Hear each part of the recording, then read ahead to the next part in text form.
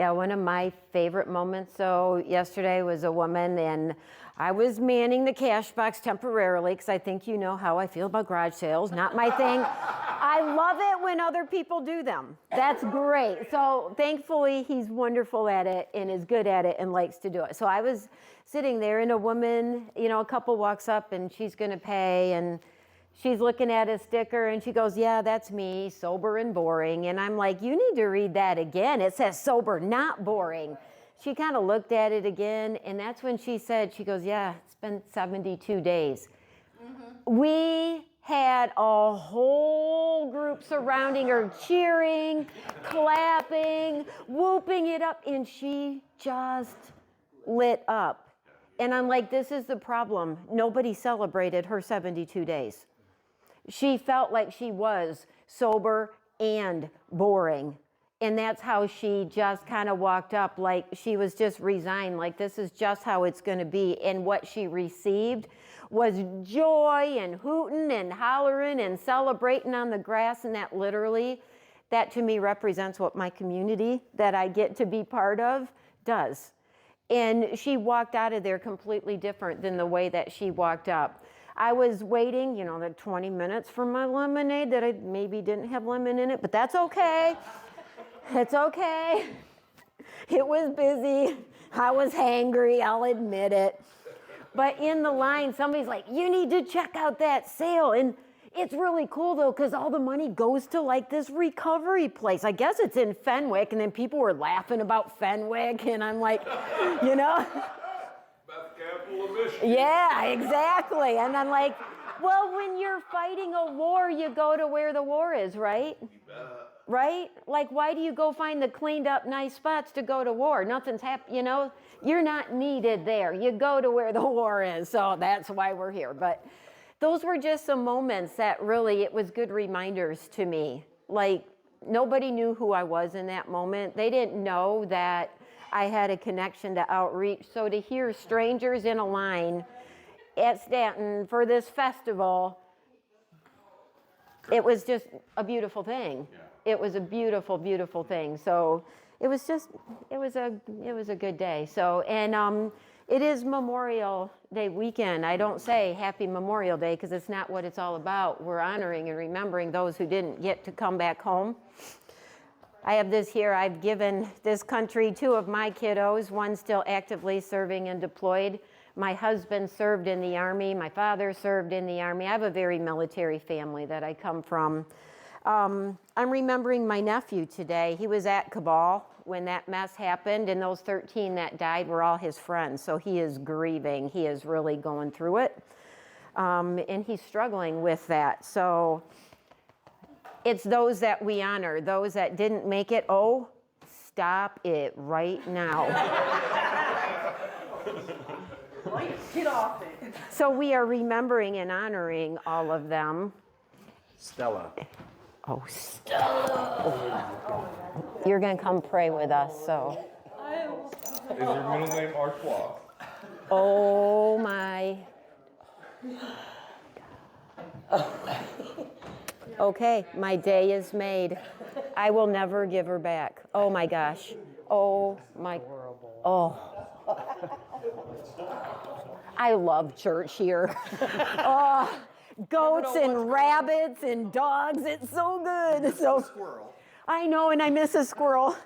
Like, my husband won't let me have them at home, so just bring them here so I can pet them. So on Memorial Day, it's like, just remember, we live in an amazing country of freedom, but that freedom costs a lot of people a whole lot. Some of them didn't come back, others did, carrying the wounds of war.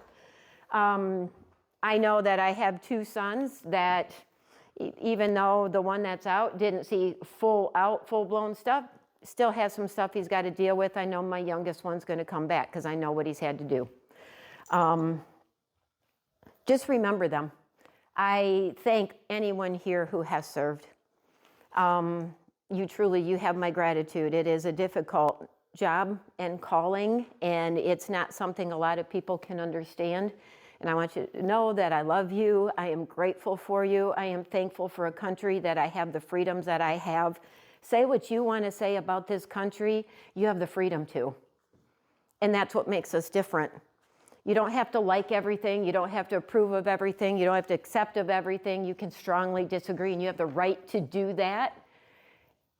And it's these people in our Navy and our Air Force, which, sorry, Navy and Air Force family members that I have. I don't have a stool for you, but we're, I have an immense amount of gratitude. I wish that it wasn't necessary to have a military.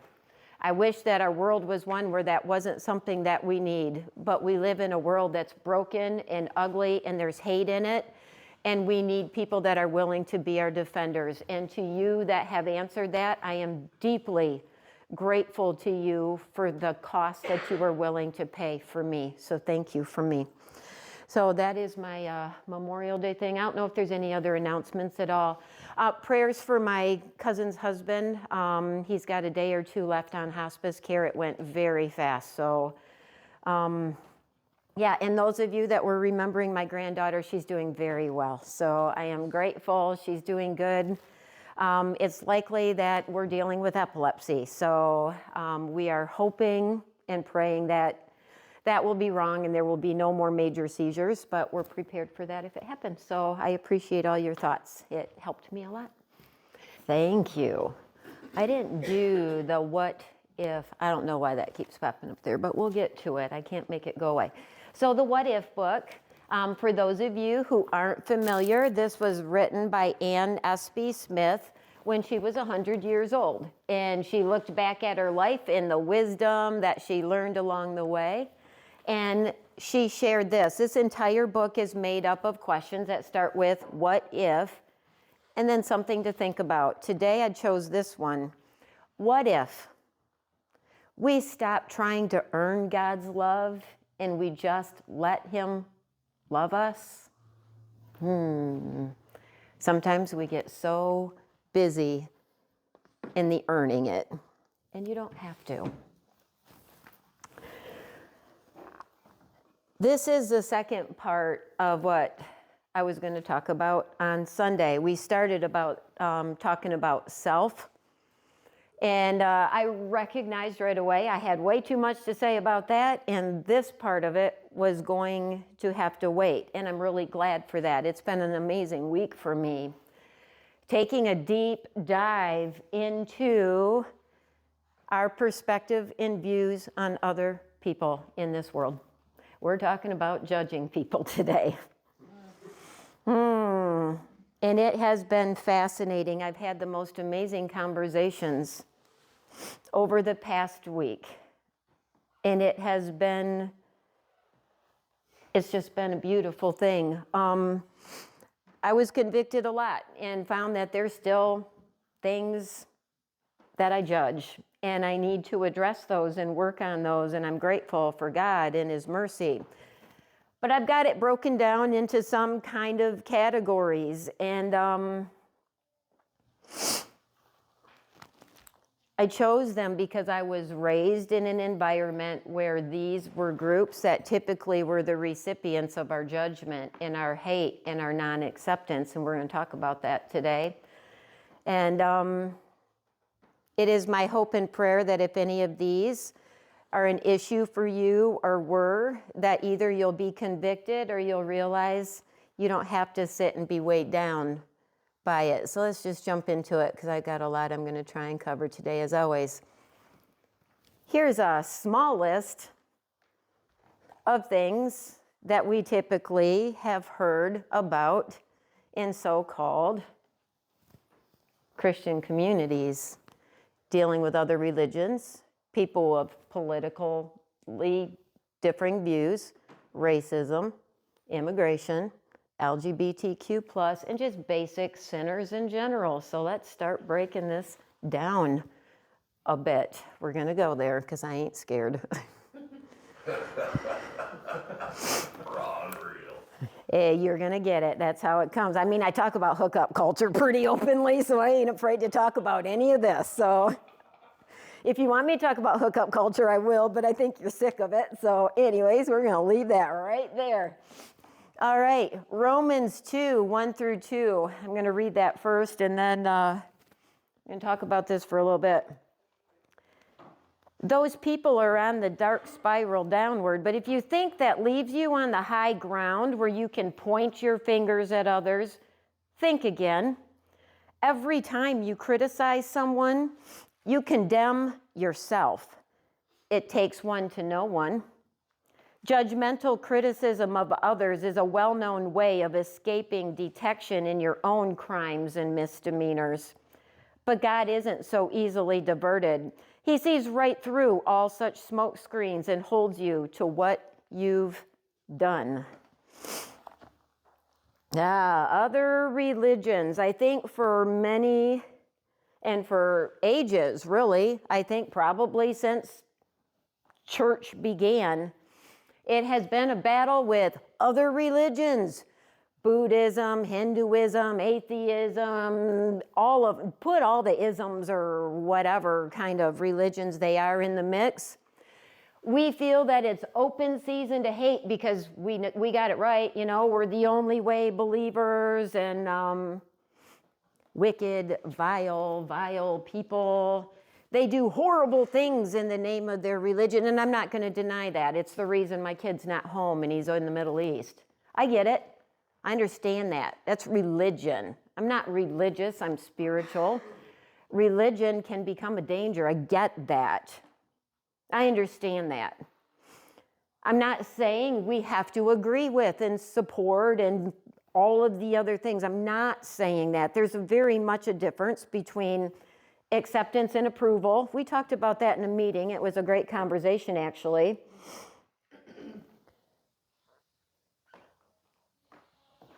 We are not called to live a life of hate towards any group of people. In some situations, that becomes a really sticky and difficult situation. Throughout all of this, I'm going to be brutally honest with you about my own self and things that I have to struggle with, because I find making myself the example is far more comfortable for you than if I picked one of you. So I'm going to choose myself. And if you can identify with it, all the better. Other religions, like I had mentioned,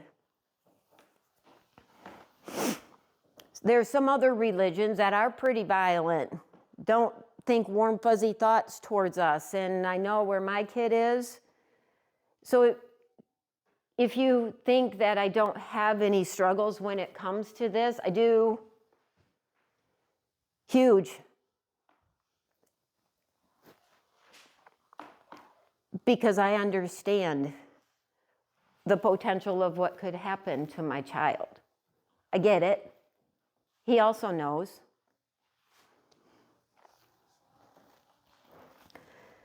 So I'm in that position where it's like, how do I love somebody that would kill my child? And not swiftly and mercifully. How do I, as a Jesus follower, how do I love other religions that would do that to any of us sitting here?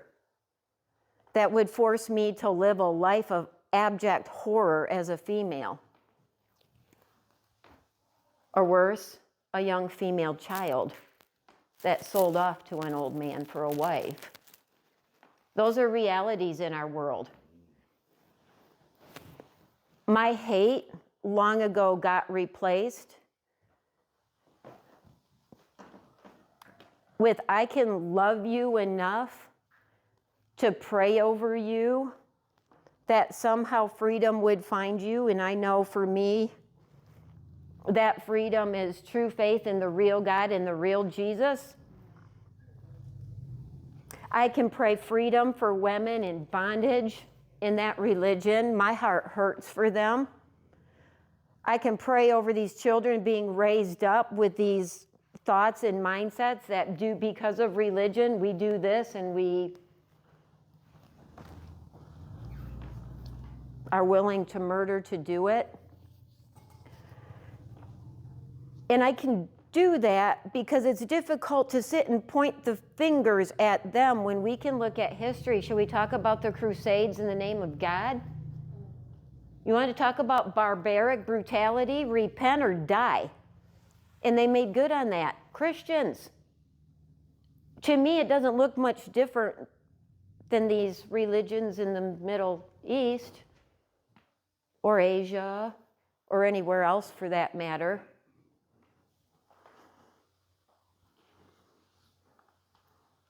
We were that bad. We did the same thing. We may not slaughter today with a weapon as Christians, but how often do we use our voices to literally destroy people that don't think like us or believe like us? And we're not called to that ever. If the whole point is, it's like, it should be, I wish people knew what I had, or I would love to tell people about what's happened in my life. Do you think hating people is going to make them say, hey, I want to be just like that? Tell me about it. Why do you hate me so much? Yeah, you hate me, so I'm going to change my mind. You hate me, so I'm going to come and sit in your church building. It doesn't work that way at all. You can't hate people into a relationship with God. It didn't work on me, trying to force me into a religious box. It doesn't work that way. And we can't approach other religions that same way. Moving on, just because I could go on forever.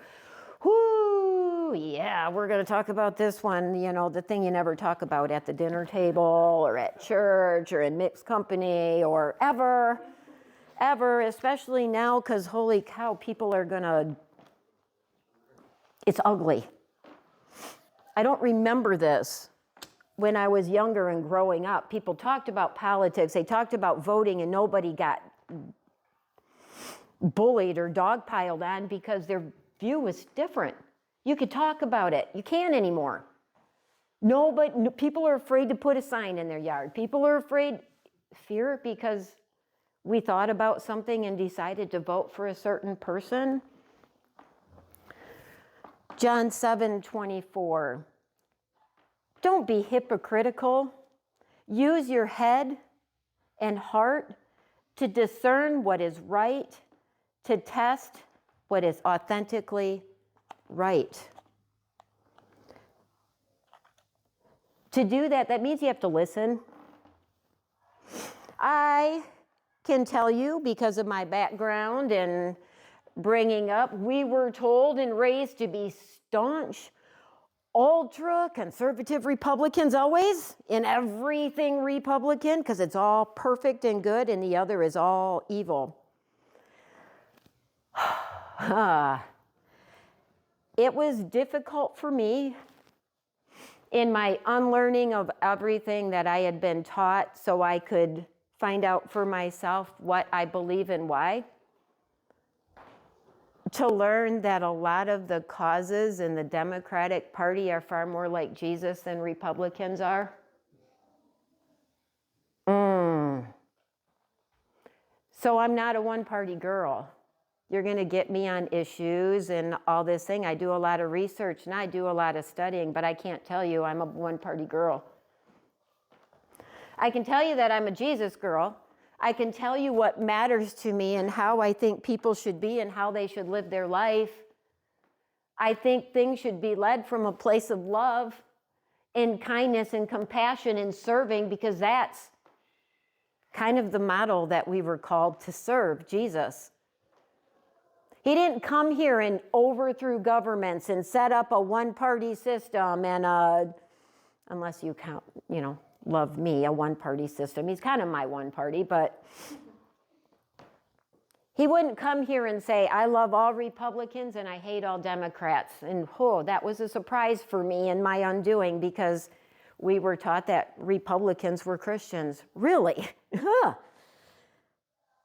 And then I was taught that all Democrats are horrible. Well, I haven't found that to be true on either side at all. It matters greatly that you really study and you know and you understand why you vote and choose people to represent you as you do. What they believe in and how they treat people does matter. if you're a follower of God and Jesus. And then that way, it takes away all that black and white easy stuff. Now it's all gray and sticky. You got to figure it out, meaning you can't just blindly follow one party because it has a label on it. They don't always get it right. But at the end of the day, why can't you have a conversation that has a different viewpoint from you? Because what that tells me, because what it told me is I'm not strong in where I stand. If I can't have a discussion civilly with somebody with a different viewpoint, I'm not strong in my position. Because I can tell you now, I'll talk to anybody of any political view, and I won't be bothered by it because I'm secure in my opinions and my thoughts because I've researched and thought about it for myself. I'm not afraid of opposing viewpoints.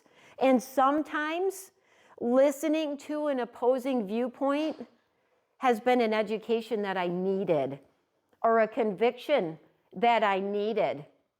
Maybe I needed to be challenged on something that I was standing strong on.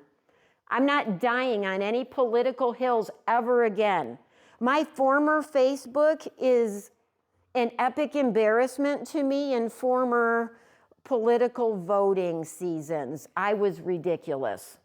Ridiculous on my bandwagon and blah. You won't hear it from me anymore ever again. I don't care who you vote for. That's not for me to care about. That is your decision. All I ask is you put thought into it beyond a label. And look to who these people are, because people can say anything they want to. But is that who they are? And do your words match the way you live and treat people? That matters to me. It causes some sticky things because I'm also aware of the world and how it works. I'm very aware of how much danger is out there. For a long time, just because of the nature of what my job was, and I was also FEMA cleared at a pretty high level, and I got emails that came to me that don't get read by very many people. I know the reality of how dangerous it can be out there. I know the dangers in our country. I know the dangers around the world. I know. So do I allow my fear of the potential of what could happen, because it could be bad? Do I allow that fear to override what I know is right at the end of the day? It gets sticky. Sometimes I don't get an absolute answer, but I have to do my best, and I can take it to him, like, help me to understand what's the best choice in this area. But that politics thing, don't hate people if they vote different, think different, believe different. Have the conversations and learn. Hear them. It doesn't mean you have to change your mind, but you shouldn't fear hearing something that is different than how you think. We don't have to be. Not if we're secure and sure of our belief. Moving on. Let's talk about racism.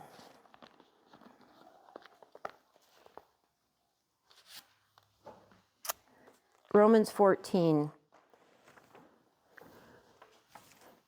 So where does that leave you when you criticize a brother? And where does that leave you when you condescend to a sister? I'd say it leaves you looking pretty silly, or worse. Eventually, we're all going to end up kneeling side by side in the place of judgment facing God. Your critical and condescending ways aren't going to improve your position there one bit. Read it for yourself in Scripture. As I live and breathe, God says, every knee will bow before me. Every tongue will tell the honest truth that I and only I am God. So mind your own business. You've got your hands full just taking care of your own life before God. Me as an example again, I grew up in an incredibly racist family. Making horrible jokes about African American people was the norm all the time. About the Hispanics that came up and worked in the fields all the time. It was normal. White people like us, we're God's chosen people. Well, I thought that was the Jews, and they're not white people like us. But hey, if that's how you see it. Last time I looked, Middle Easterners typically weren't blue-eyed and blonde. But somehow God just changed his mind and went with the pale ones. You know, I had when I would challenge that when I was younger at home, my mother's like, can you imagine if you had your daughter with a black man and you had a mixed child? Actually, I can because I have two. I have two of those children today. My son-in-law is black. Not mixed, he's black. And those of you here that have heard me talk about Will know how I feel about him. I love that man. He is one of the best men I have ever had the privilege of knowing. That man knows how to be a man. He knows how to be a good example to his children, my grandson and my granddaughter. He knows how to be a good husband because my wife gets put first in everything he does because he believes that's his calling as the head of his home, is to make sure that his wife is held up first. To see somebody love my daughter like that is precious to me. And for me to look at him and say, well, your skin is dark, I don't want nothing to do with you. Why did that happen? Why did having darker skin or different types of hair, any of that stuff, since when did that become something to judge somebody on? Like, see me in August. Are you going to judge me then? Because I'm telling you, might have a hard time telling the difference. This girl gets really, really, really, really dark in the sun. I'm still the same person. We've come a long way from this. We don't have these signs. And in fact, we're almost now, and this was talked about the other day, in some aspects, it's almost gone the other way. And that's not good either. Racism in any form is horrible, and it's hideous, and it's ugly, because God created and breathed life into them and called them his children, just like me. I don't care what color your skin is. I don't care, because God gave it to them. God made my son-in-law Will a dark-skinned man with black afro hair and a beautiful mind and a loving heart and a desire to stay a junior high STEM teacher when he has colleges begging him to come for 3 times the money, because he believes it's important that other young boys that look like him have a good role model so they can see what's possible, that this life they're caught in doesn't have to stay looking like this. So he chooses schools that other teachers don't want to be at. That's my black son-in-law.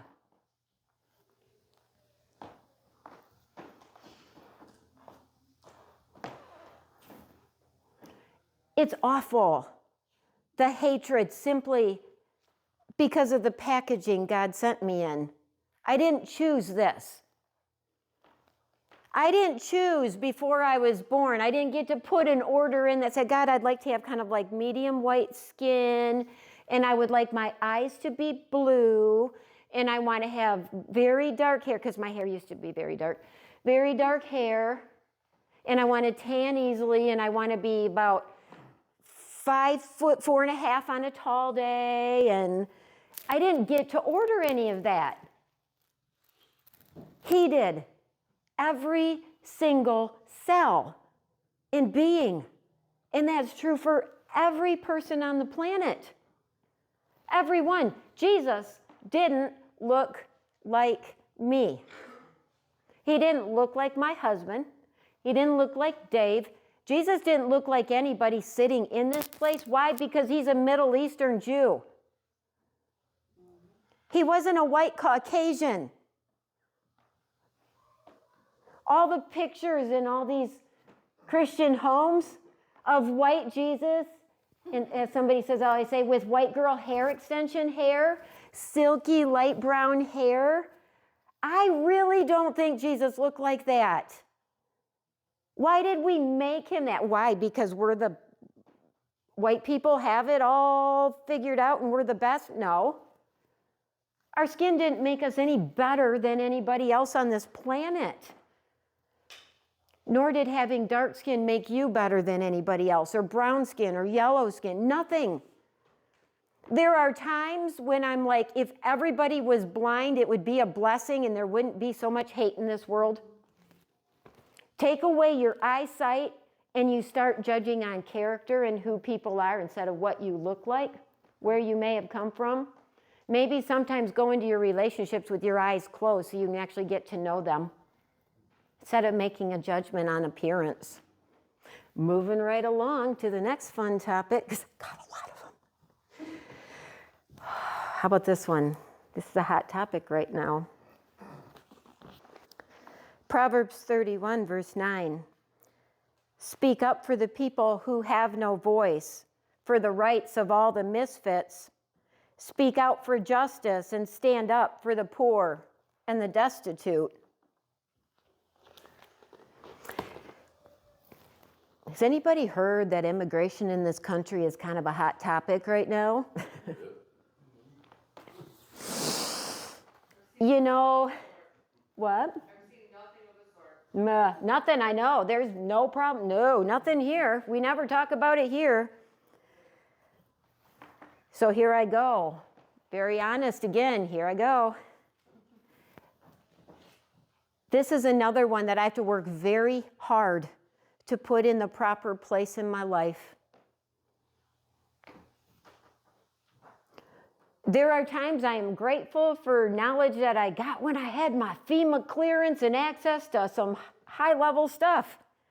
And then there's other days I really wish I didn't know that because boy, do I judge that border harshly. Slam it shut, haul them all out, herd them up, get them out, come in the right way and do it right because this is my country. Well, it became my country when we invaded it. I have to remember that. So was that okay then, or we just say, yeah, it was bad then. But now that we're here, we get to decide that, you know, those are all the sticky things. I'm not telling you black and white how to think about it. We have to be reasonable. Safety matters. It can't be a free-for-all. Because I do know for a fact we have so many dangers in our country because of an open border.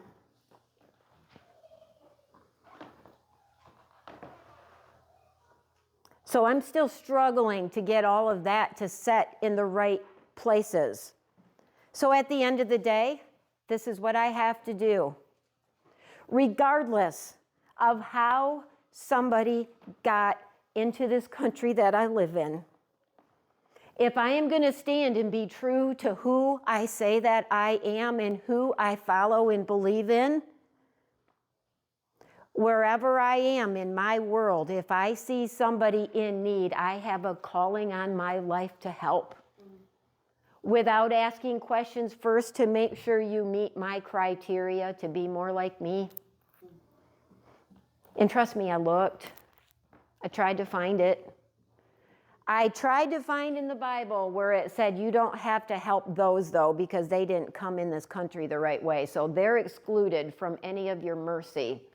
Because after all, Jesus said to me, I didn't do everything for you because you were deserving.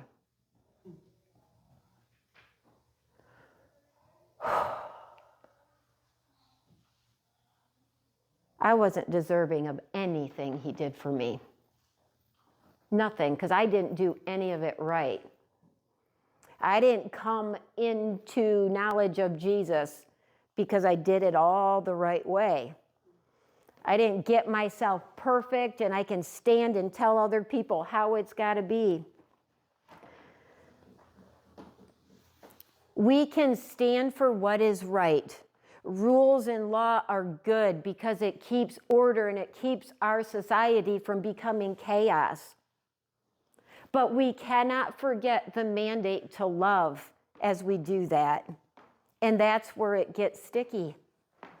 If you say you love Jesus, and loving Jesus means I want to be most like Jesus, you have to ask yourself, what would Jesus do if he came face to face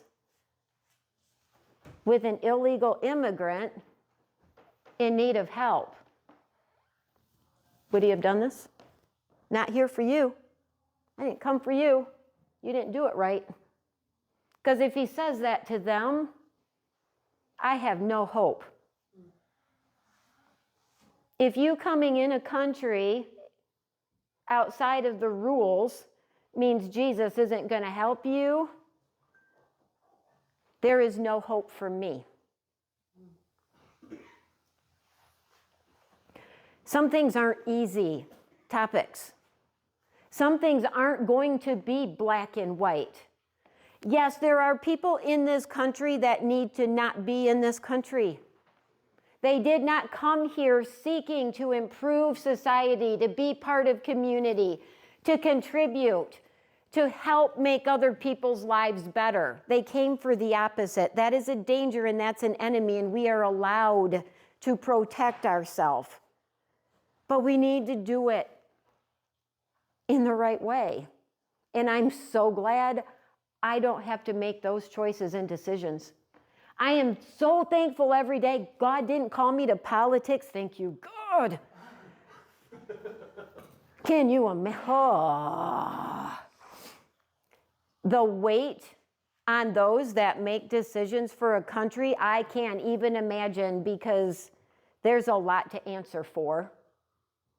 There is so much to answer for. But it's a topic, it's like, Jesus, what would you do? How would you love them? And sometimes part of love means consequences. I'm not saying that's not the case. I'm not saying that at all. But I'm saying having a lack of mercy or love towards somebody because they didn't follow the rules, we don't get that pass in this Bible. We don't get the except for them. I'm not asking you to love them. Moving on to the next joyful topic here.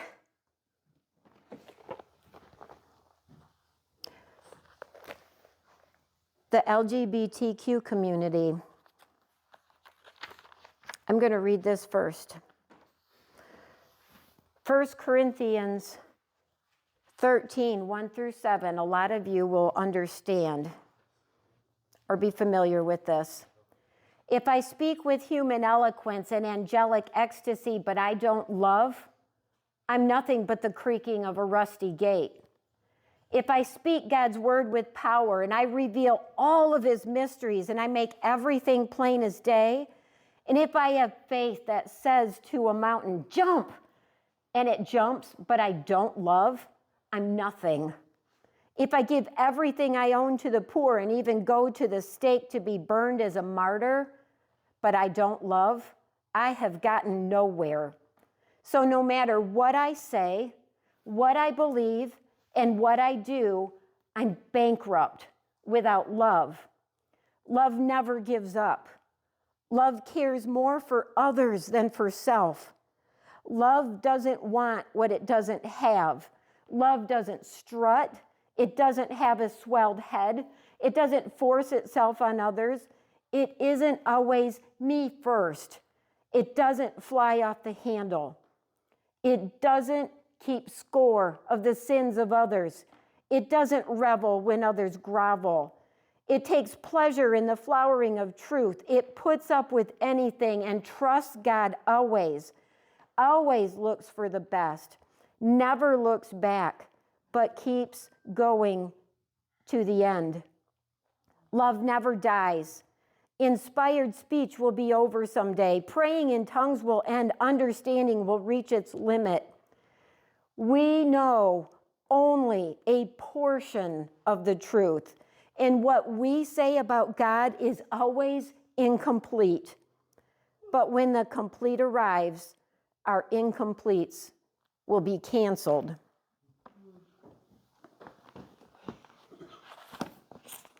The things I heard about this community from the church I grew up in is nothing short of evil.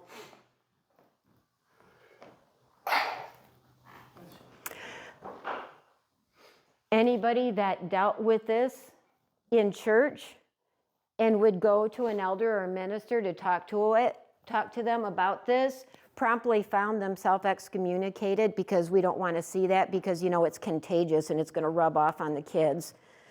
Newsflash, it doesn't work that way. This isn't contagious. It's not a virus. It's not a disease.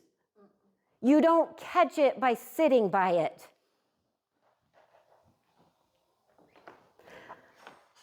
My views, my thoughts, my opinions has been radically turned upside down on its head when I got a phone call 8 years ago from my oldest child, fully expecting me to disown them and never talk to them again because they're part of this community.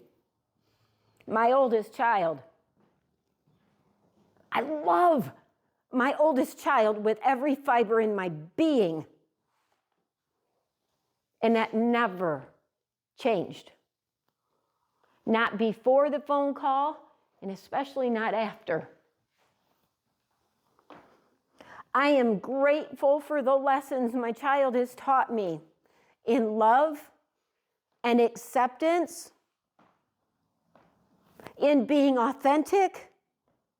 Because I'm telling you, my child would never have said, I just decided this is the path I'm going to take.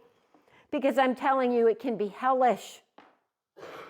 I can tell you the things that have been said to my child's face because I was standing next to her.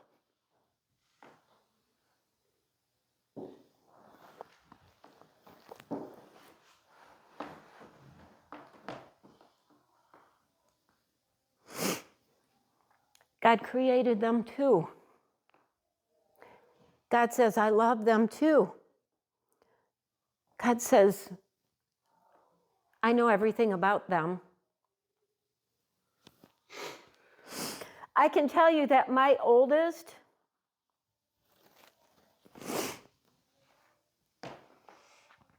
is in upper management for Herman Miller and runs the entire international department for them. And it's because she pours herself into people. Because she supports people and loves them. She's always available and there. She will go the distance. She will go to bat for them. She will fight for them, and she believes in you. She has made radical changes there in the way things are done, and it's improved morale and productivity, and people are happier. And in fact, there's people that want desperately to work on that team because of the management. Kind to everyone, including the people at work that openly are trying to get her fired. Simply because of who she is. And she's still kind. Even to them. And if you don't think watching these things happen made me think back to the days when my judgmental, vile self used to look at people in that community the way that I did, if you don't think I have been broken over that, because the love and acceptance and the being there that she shows outdid anybody I ever sat in church with. When you make a list of attributes of Jesus, like this is how you love, she checked off more boxes than a lot of Christians did.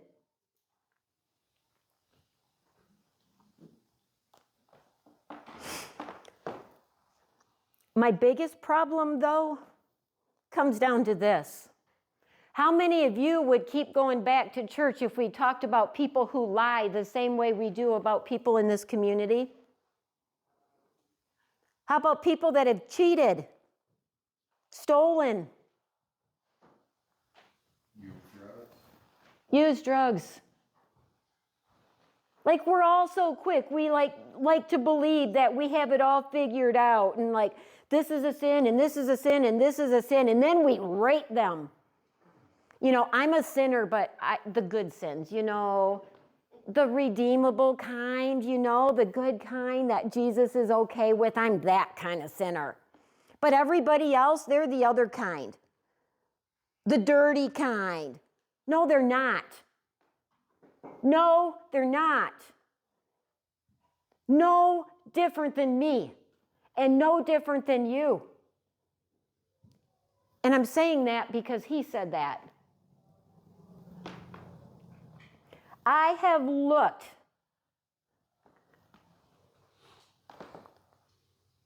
for passages that show me that in this exception, I don't have to love. If you know where that is in the Bible, will you tell me? Because I don't find it. I just see love. That's it. All those rules we like to put on people, like your life has to look like this, fit it in a box. When it looks like mine, I'm comfortable with you. Well, learn to get uncomfortable. Because you're the only person like you. Only you.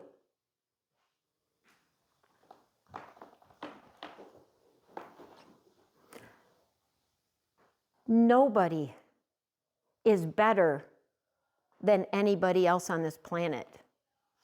And I say that knowing there's people on this planet that have done really awful things. But if I could open up my brain, imagine plugging it to some computer thing, and on that screen, you would be able to see every single thought that has ever run through my head. Your entire opinion of me would be turned upside down on its head because I am a flawed human being that has seriously screwed up life.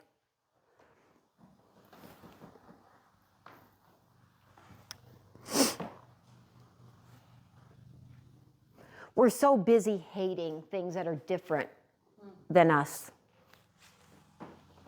Why? Why? Why do we hate? Insecurity. Yeah.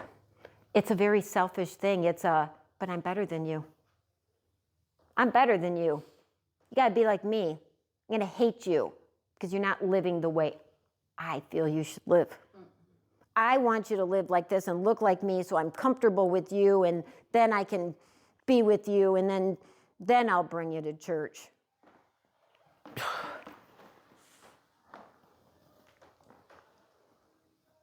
I am openly stating right here, and this will not change. I can promise you that.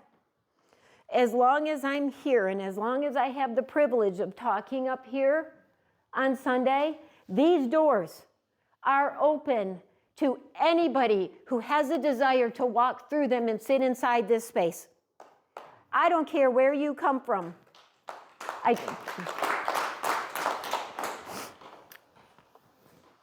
mean that. I mean that. I've never been in another church building that I could have invited my child to come with me. Because I came from places that when they would start to condemn this group of people, many of whom are incredibly amazing, beautiful human beings that I love dearly, people started cheering and clapping at the hate. As I sat in there saying, you are cheering and clapping over hatred of my child.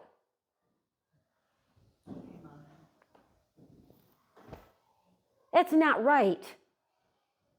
You shouldn't be cheering when a pastor is saying, make sure you go up to them and make sure you tell them they're wrong and make sure they're never in here and make sure they're never around our kids because we don't want them to catch it. I'm over it. Celebrate everybody who comes in the doors that wants to know more about Jesus. Amen.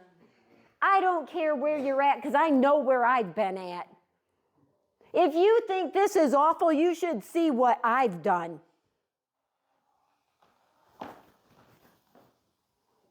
Because if they shouldn't walk in the doors here, neither should I. And that's just how it is in this space. And I understand there's some people that just can't get on board with that. I will not run anybody down and try to convince you and change your mind.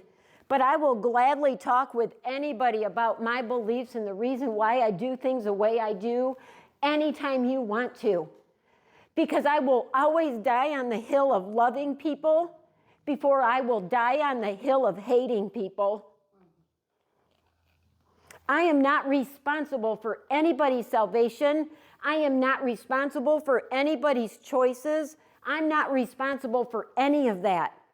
I am responsible to speak my truth and to live my life authentically, following and modeling Jesus to the best of my ability, and he said to love people. Except for gay people? Doesn't say that. It says love God and love people.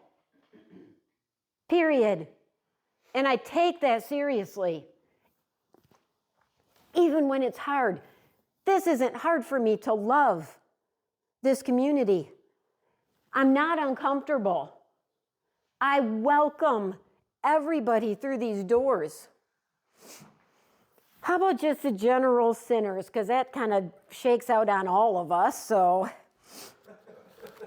anybody here not a sinner? So, 1 Corinthians 5.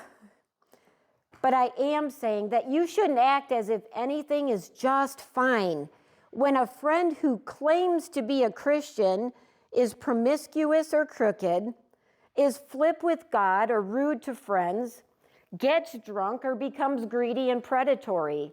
You can't just go along with this, treating it as acceptable behavior. This is the important part. I'm not responsible for what the outsiders do, but don't we have some responsibility for those within our community of believers? God decides on the outsiders, but we need to decide when our brothers and sisters are out of line, and if necessary, clean house. This verse, that passage, was the passage that was read and used as the reason to excommunicate and shun me from the denomination I grew up in. We're just following what the Bible says. Got to kick you out. Don't exist here anymore. But that is not what that is saying.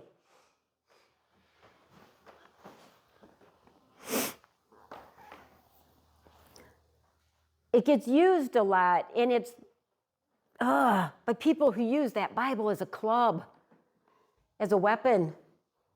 What it is saying, if somebody stands up and is openly professing to be a devout follower of Jesus, and at the same time walks into church with his wife and girlfriend and sits there, devout Christian, no, you're not. I have the right to privately ask for conversation and discuss that, because that isn't right. If you claim to be a devout follower, and yet you say, but I want this girlfriend too. I have the right to say something because you're my brother and sister in Jesus. That's when we can use that righteous judgment that gets talked about. That's how and when that's used. That's for people who are professing. They know Jesus. They've accepted Jesus. They were probably baptized. They take Lord's Supper. They do all the things except live the life. That's the difference. It's the people saying it and not doing it. But if somebody has not made those decisions, is not walking that same walk of faith, does not know God and Jesus as you do, we are not to judge them as if they do. That's where we get off the rails. That's it. People who don't know Jesus cannot be judged by that standard. And when it says, treat them as publicans and Pharisees in my King James, they took that to believe that that's why you shun them and you never talk to them again. No. Do you know what Jesus did? He went and sat with and talked with them. So if somebody is dealing with a sin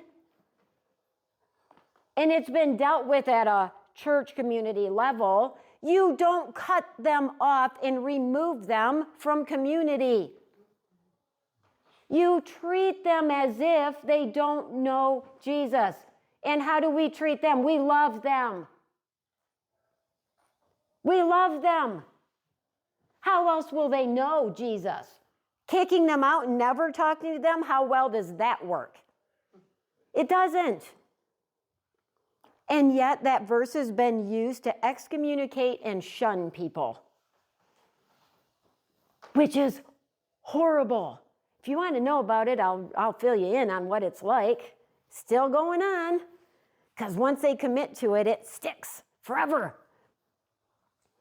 That's not God. That is not God, ever. We can't walk in and have this rating scale. Your sin's worse. Mine is way better. At least I don't do that while you're doing this. Get off the rating scale thing. We didn't have to reach 783 sins before Jesus then had to die for their sins. 1. So has anybody here ever done something they shouldn't have done? No. Exactly. What does that do? Makes the playing field pretty flat. I'm telling you, not a single one of us here is going to be elevated at that time over other people going, look at me, I'm so good, I'm on the tall platform. No. You're going to be on your face like everybody else. And that reality, I'm sure, is going to hit me so full force of how unworthy I literally am. Because left to my own, I am a mess. I like a lot of what he holds out to me. Just eat it. I know. You want to do that? God wants you to be happy. Just do it. Nobody will know. That worked on me. You know, my enemy makes things I shouldn't do look really fun and really pretty. You know, those shiny objects grab your attention and then lead to where many of us know. Every single one of us has our flaws. Every single one of us sins every day, all the time. And probably every single one of us has had situations where they've judged people. Even sometimes in being great, amazing, wonderful people that, you know, in recovery and doing this good, we can catch ourselves, like I have many times this week, like,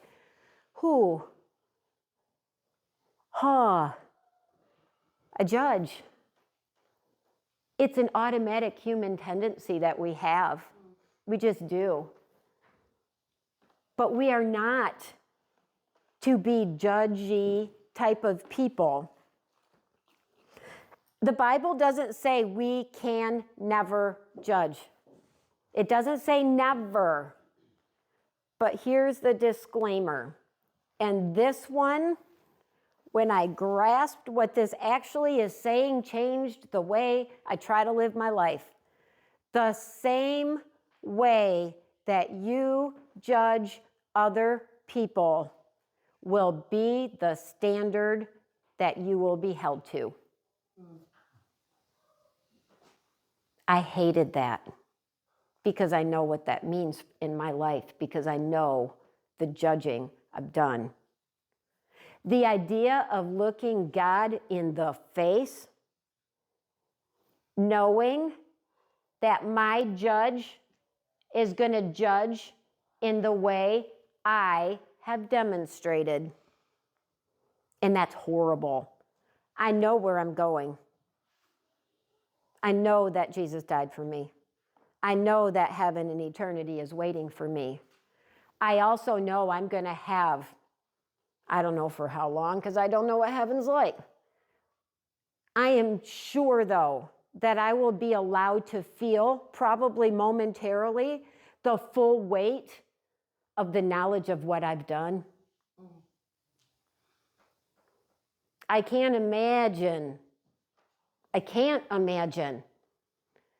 But I think the reason for that is because it's like when you go through a bad time, doesn't it make the good time that much sweeter? When you have full knowledge of what you deserve as you step into what you've been given, I like shivers just thinking about that. When I deserve death and I'm given life forever because somebody else paid for me, and I know what I'm deserving of. I know how I should be judged because I did it to others. Unaccepting, intolerant, better than, you're beneath me. At least I didn't do what you did. Pointing out everybody else's flaws. My list of flaws is pretty long. Maybe once I get done reading those off, I can get to other people's, but until then, it's not for me to point out to them. Let's see. Luke 6, 37 and 38. Don't pick on people, jump on their failures, criticize their faults, unless, of course, you want the same treatment. Don't condemn those who are down. That hardness can boomerang. Be easy on people and you'll find life a lot easier. Give away your life. You'll find life given back, but not merely given back. Given back with bonus and blessing. Giving, not getting, is the way. Generosity begets generosity. We need to look in the mirrors. We need to, here you go, Dave, your favorite step, step 4. We'll use that as a, it is difficult to look in a mirror and take ownership of exactly what's there. Because it's a lot easier to look at somebody else and point out what's there. It's not what we're to do. You look in that mirror and you make a list of your own. Because I promise you, like it or not, you'll have plenty to work with there if you're anything like me. Why do we spend so much time pointing at other people and none on getting the junk out of our lives? Why aren't we holding our life up in front of us and judging that? Because isn't that where it should start? And once you've done that, and I can say this because I've done it, I did step 4. I wasn't one that took forever because I knew if I waited, I'd never do it. And I'm not like I didn't do it the traditional way. I have been through all the steps. I've completed all the thing, but didn't do it in the formal traditional way. But I did this one and I meant it. Nothing in me wanted to do it. Nothing in me wanted to actually come to terms with the reality of who I am, where I've fallen short, where I get it wrong, people I've done wrong to because of opinion of self.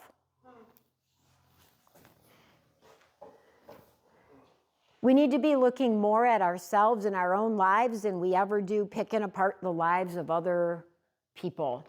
We get so worried that, what if they don't ever figure out that they're doing it all wrong?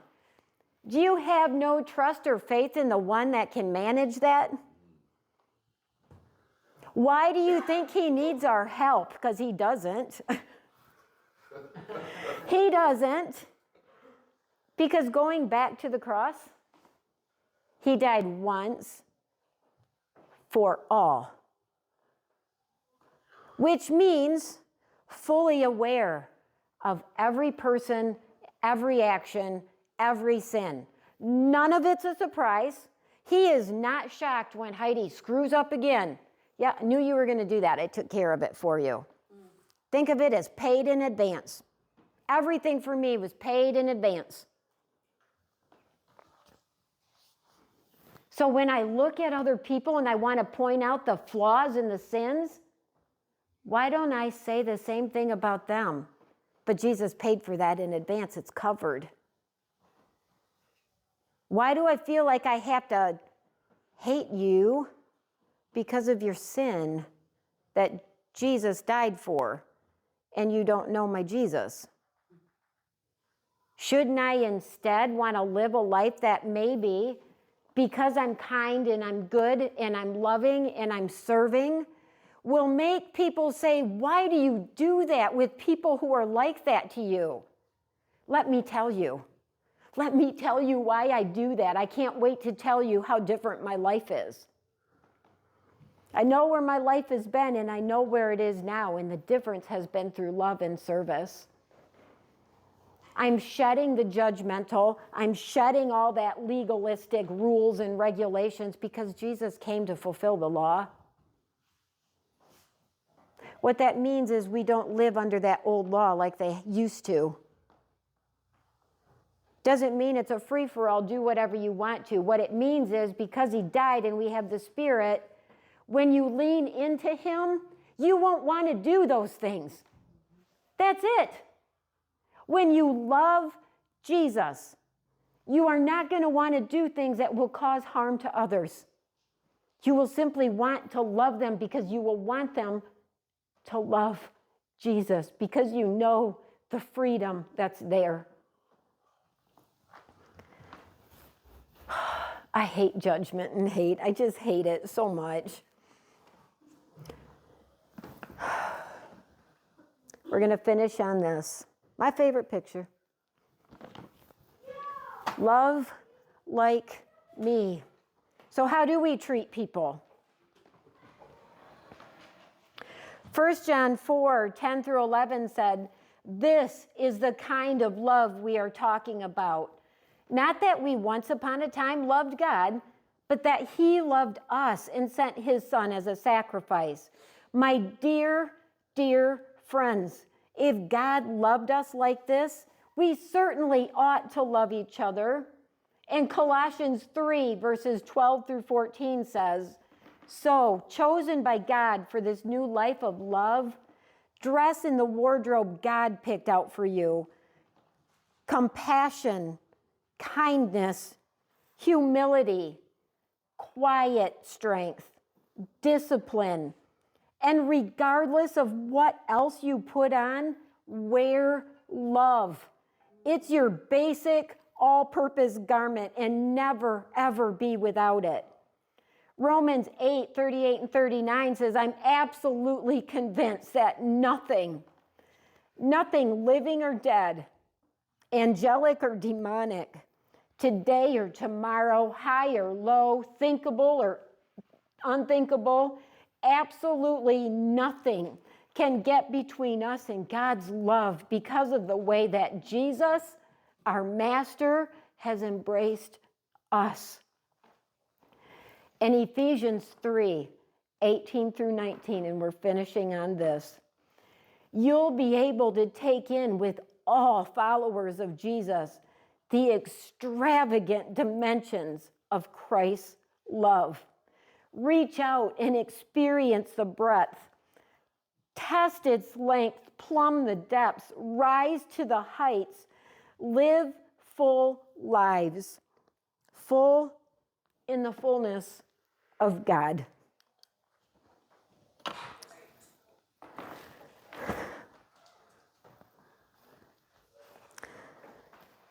The way Jesus laid it out, there is no room for judgment of other people.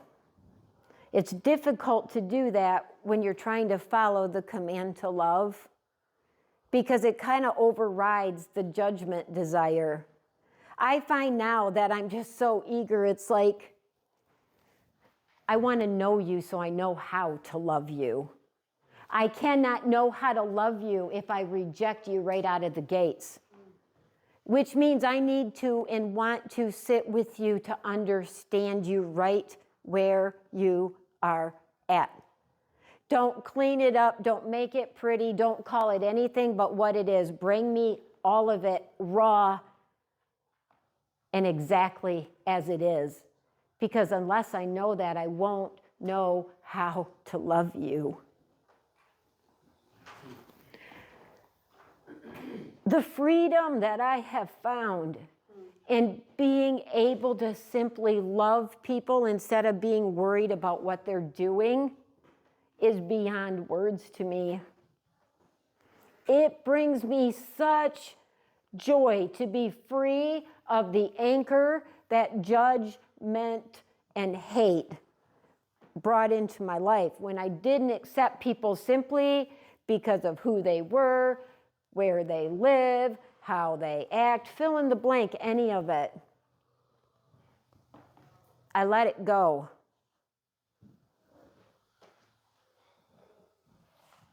And I'm on this radical path of I'm literally determined to love everybody I cross paths with, right where you're at, as you are, because to me, that's the best that I can do on earth, to be like Jesus. I would rather face my God and be accused of loving too much than of loving too little. He says, be extravagant. What comes to mind when you think extravagant? Small? The norm? In only the comfortable ways? Extravagant doesn't mean that. If you struggle in areas with loving certain people, just bring it to God and tell him. Because again, that newsflash thing that we do, he already knows. All those little secrets we keep, it's so surprising to find out that, oh, it wasn't a secret. You knew that one? Thought I got that by you. Huh. All the people in the world, and you saw me do that. Oh, you caught that thought.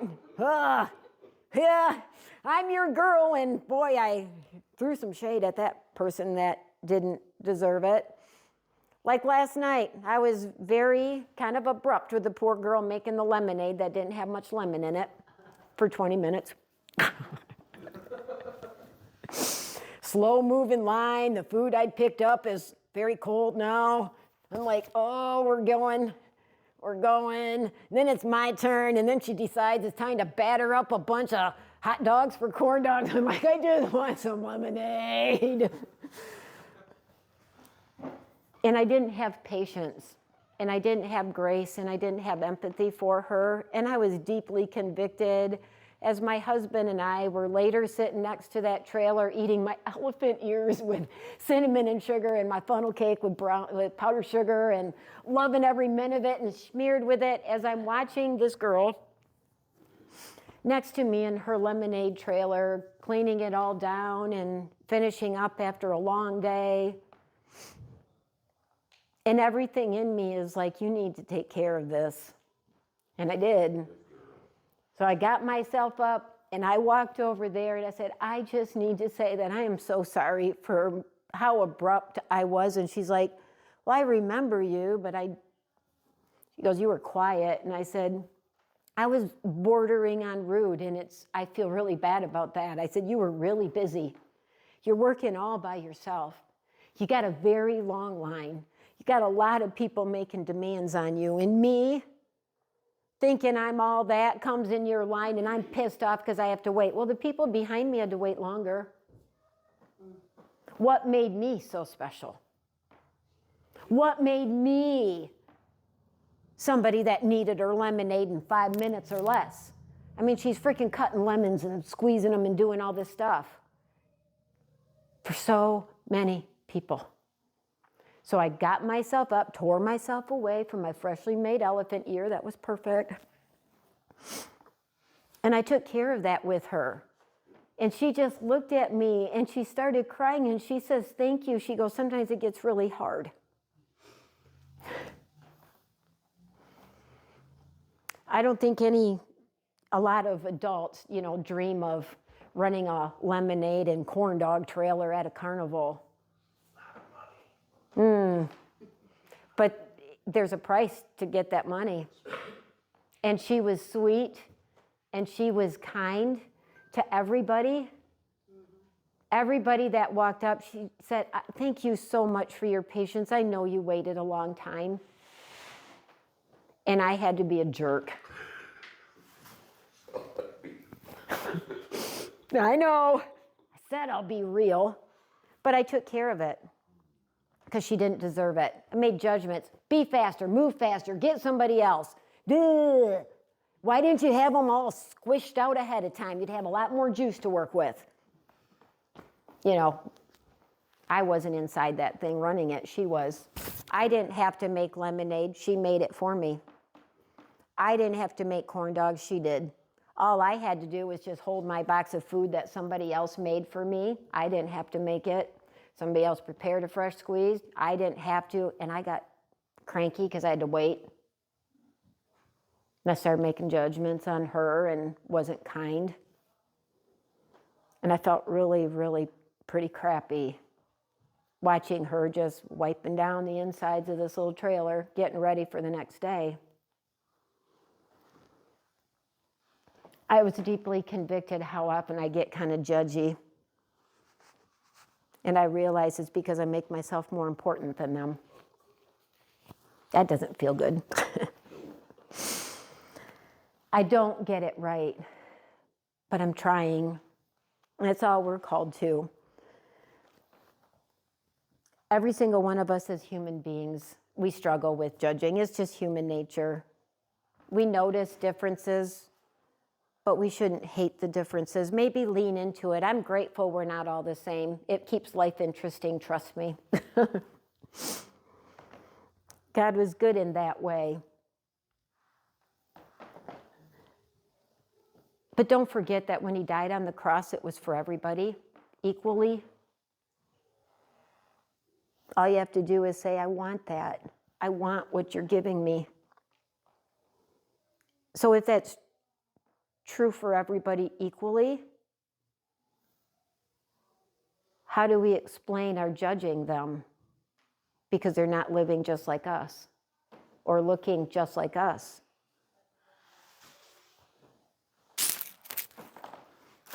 It's not always black and white. It gets difficult. I struggle with some things, trying to figure out what's the right view and how do you manage this best, both as a citizen of this country, but most importantly as a citizen of heaven. Because in my book, that's now more important to me.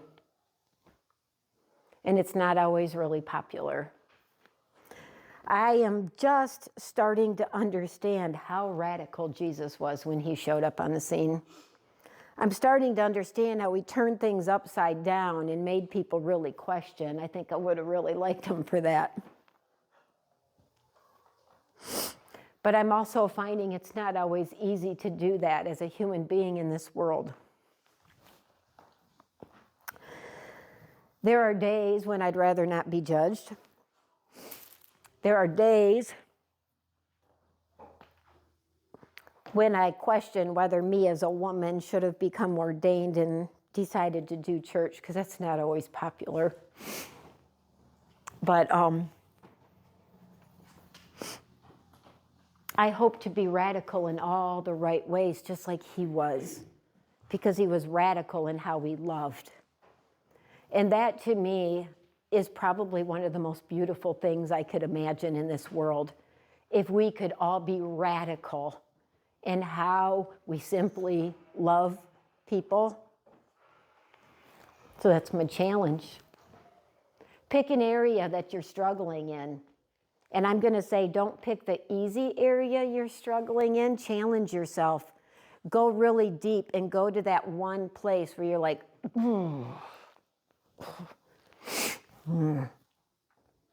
I can imagine for my nephew today,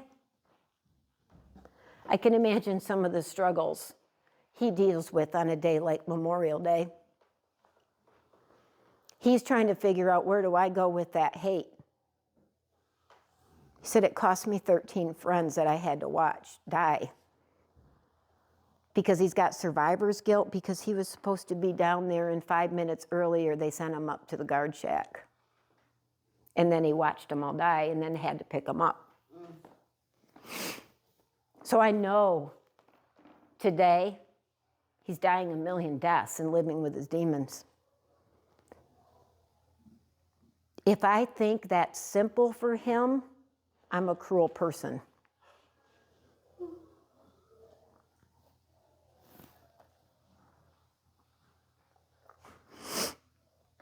Let's practice some radical love. God will sort out the other things. I don't believe God's going to look at you and say, lousy job, lover of people. Ever. He will say thank you for trying to be like my son. Thank you for loving when it was hard for you to do it. Thank you for facing those places in you that need to be faced. That's all he's asking, is just to love. Yes, Carol. I was so thankful talking to you yesterday, because it was such an example of that.